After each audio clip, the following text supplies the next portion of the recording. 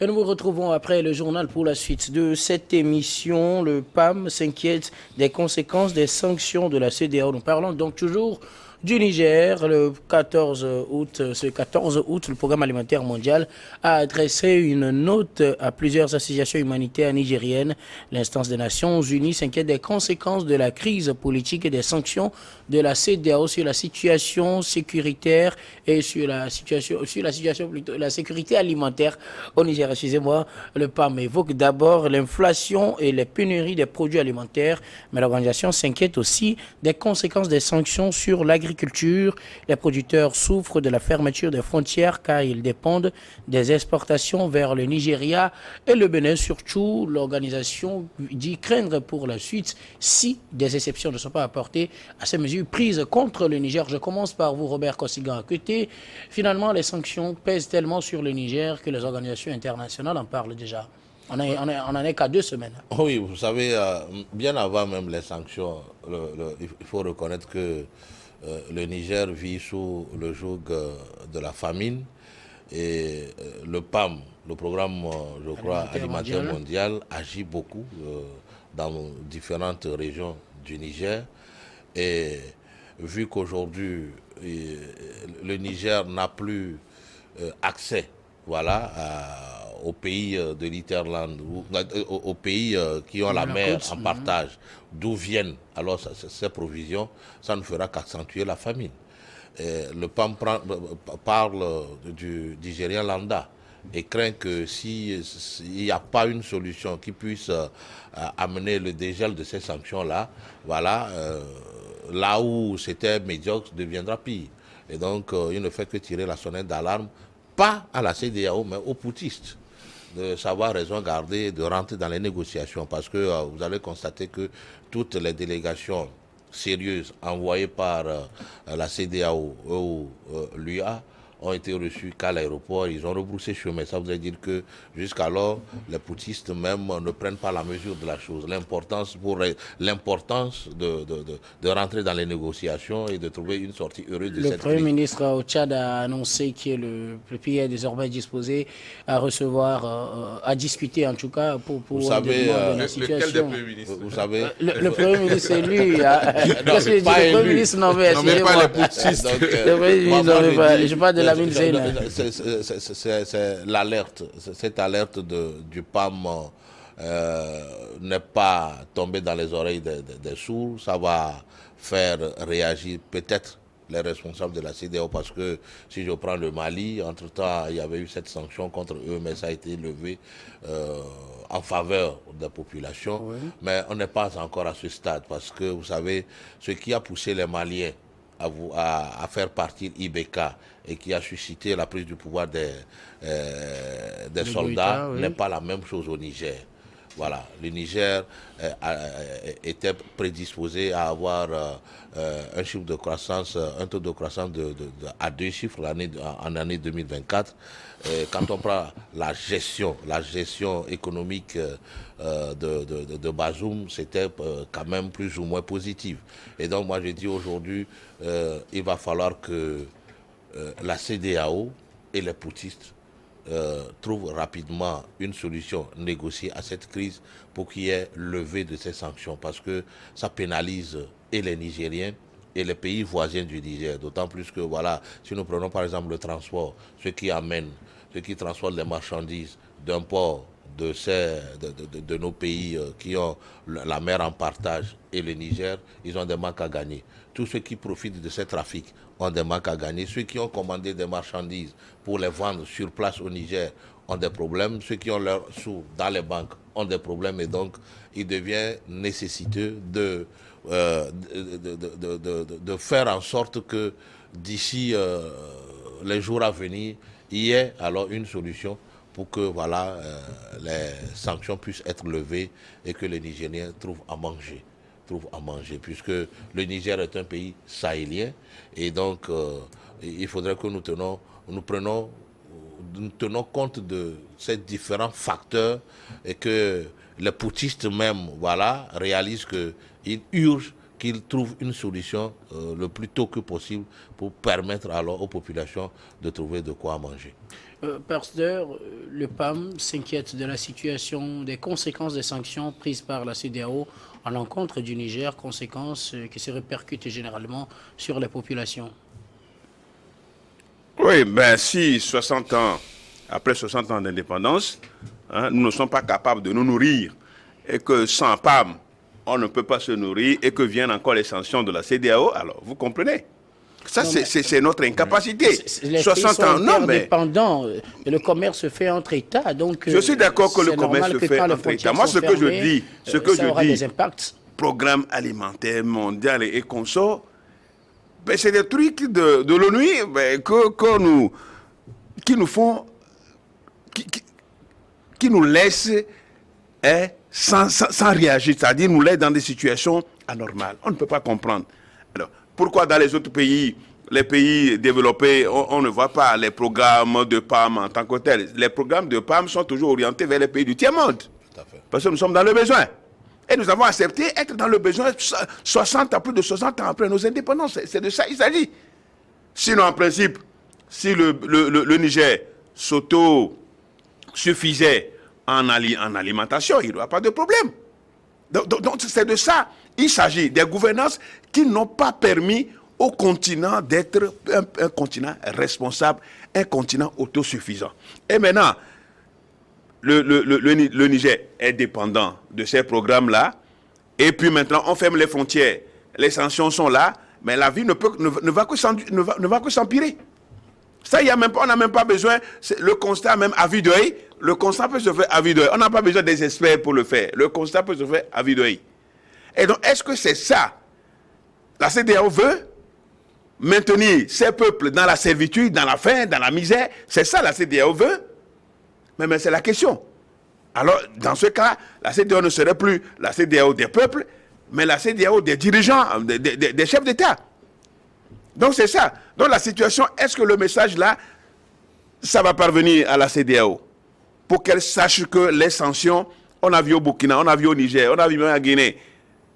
Qu'est-ce que ça sert à quoi? C'est de maintenir les populations qui ne demandent qu'à vivre, qui n'ont pas demandé, qui ne sont pas des dirigeants, qui n'accèdent pas au pouvoir, qui ne sont pas au sommet de l'État. Alors, s'il y a des sanctions qu'ils pouvaient prendre contre ceux qui sont au pouvoir, s'ils ont gelé leurs biens, restrictions de déplacement, tout cela, ben, il faut faire des sanctions peut-être ciblées. Il faut faire des sanctions ciblées et laisser les populations quand même vivre. Mais c'est de ça, dans ces cas, c'est de ça il doit s'agir.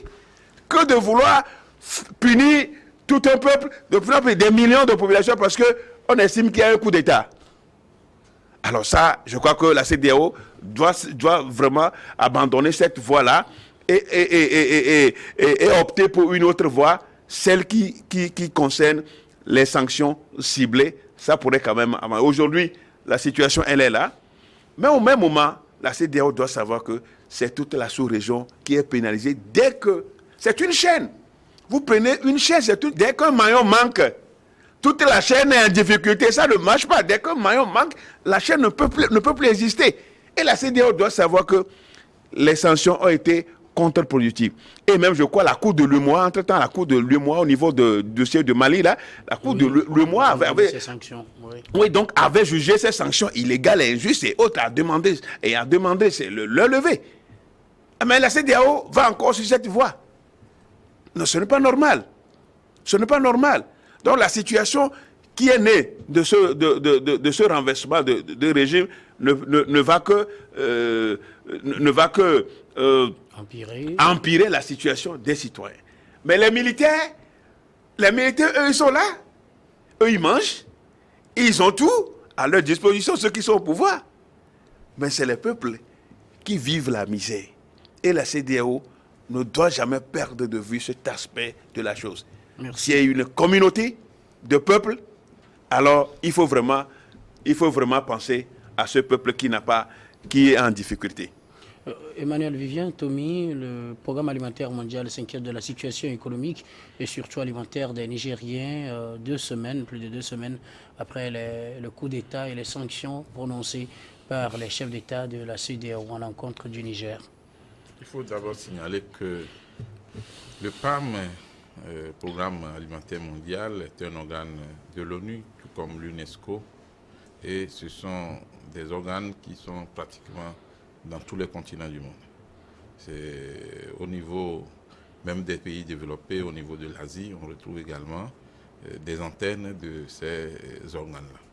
Et le rôle justement de ces organes comme le Programme alimentaire mondial, c'est de prévoir, de prévenir et d'anticiper.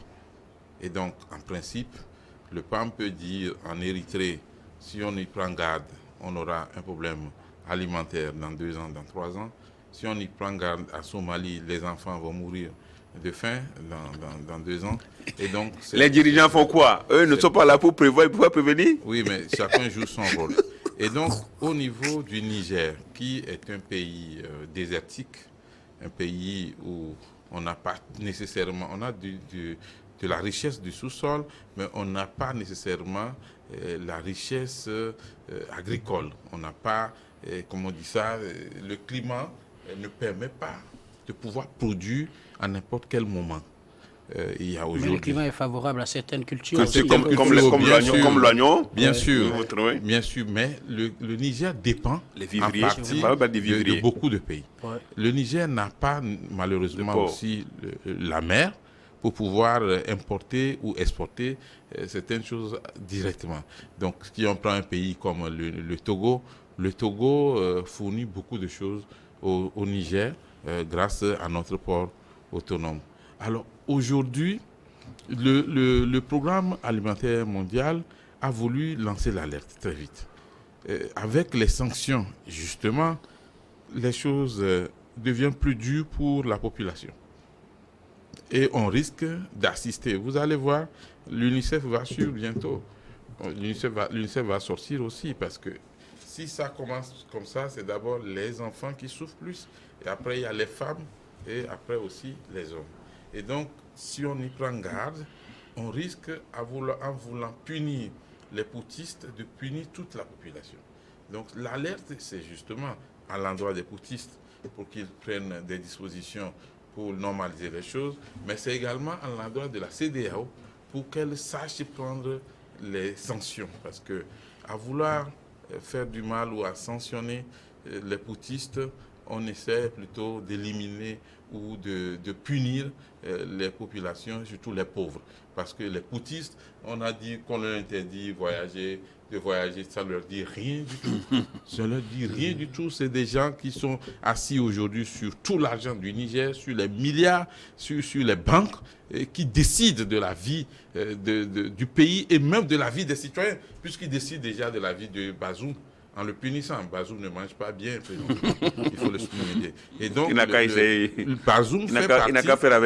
Bazoum fait partie des cas qui ont peut-être donné l'idée aux PAM de lancer l'alerte, puisque justement, peut-être ça peut paraître bizarre, mais Bazoum ne mange pas bien. Et il ne faudra pas que quelque chose lui arrive. Ça, c'est important. Alors aujourd'hui, ce qu'il faut comprendre, c'est que nos gouvernements ont échoué en ce sens qu'on n'arrive même pas à nourrir la population. On n'arrive même pas à prévoir de l'excès. À long terme. À long terme. Et au niveau, c'est vrai que certains se rattrapent, le cas du Togo, au niveau de la production agricole, jusqu'à cette date, certains jeunes pensent que le fait qu'on t'appelle paysan ou agriculteur ou producteur agricole, c'est péjoratif. C'est honteux, c'est la honte. Alors que quand on va aux États-Unis, quand on va même en France, quand on parle d'un producteur agricole, ça se respecte parce que c'est des gens qui sont assis sur de l'or, sur de l'argent et qui peuvent donner même des ordres aux politiciens parce qu'ils ont une puissance. Vous allez voir, tous les présidents français trouvent un moyen pour rencontrer souvent les producteurs agricoles, au moins une fois par an. Aujourd'hui, il faut que nos gouvernants prennent leurs dispositions pour que déjà nous puissions disposer de greniers nous permettant de nous nourrir aujourd'hui et aussi demain et pourquoi pas exporter vers les pays qui ont des problèmes. Moi, je voudrais bien que l'Union africaine fasse don de vivres à l'Ukraine qui est en guerre. Mais le contraire se passe aujourd'hui. C'est le pays en guerre. C'est l'Union africaine qui va encore vers le pays qui est en guerre pour dire attention, avec votre guerre là, nous manquons. Vous avez manqué un mot. Qui va mendier? Bon, pas mendier, mais solliciter, parce que un chef d'État ne mendie pas. Un chef d'État négocie pour son pays, même si le mot n'est pas là. Aujourd'hui, le PAM lance l'alerte et attire l'attention des dirigeants nigériens, mais aussi de la CEDEAO. Ne compliquons pas la tâche à ces Nigériens-là. Vous savez, les Nigériens constituent un peuple endurant. Oui. Vous voyez les Aoussa, ils peuvent ne pas manger depuis le matin jusqu'au soir s'ils n'ont pas fini de vendre ce qu'ils veulent vendre. Ils vendent d'abord, ils savent qu'ils ont fait un bénéfice avant de manger. Et il y en a qui quittent leur pays pour se diriger vers d'autres pays et des fois qui marchent à longueur de journée pour rechercher de la richesse. Mais ce n'est pas parce que les gens sont déjà endurants qu'il faut encore les plonger dans une situation encore plus grave. Il est très important que cette crise finisse très vite. Il est très important qu'on libère Bazoum. Il est très important que les poutistes rendent le pouvoir au peuple. Et le reste, on va discuter. Attention, la CEDEAO n'a jamais dit que si Bazoum est libéré, les poutistes seront exterminés ou liquidés. Personne n'a dit ça.